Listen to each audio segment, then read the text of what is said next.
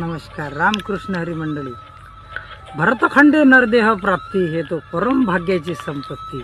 मित्र हो, आपण आपल्या या जगामध्ये जन्माला आल्यानंतर आपल्याला भगवंतानी अशा प्रकारचा जन्म प्राप्त करून दिला की बाबा भगवंतानी या भरतखंडामध्ये आपल्याला हा नरदेह प्राप्त केला, तर या नरदेहाचं काही ना काहीतरी सार्थक झालं पाहिजे. जीवनामध्ये आल्यानंतर जीवनाचा काही ना काहीतरी उपयोग झाला पाहिजे. अशा प्रकारचं भगवान आपल्यावर कृपा करत असतात.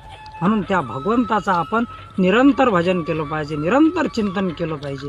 आणि कसं असते महाराज, साधू संत महात्मे सर्व आपल्या जीवनाला एक प्रकारचा अर्थ आणून देत असतात आणि त्या अर्थाप्रमाणे आपण जगण्याचा प्रयत्न हे करावा लागत असते.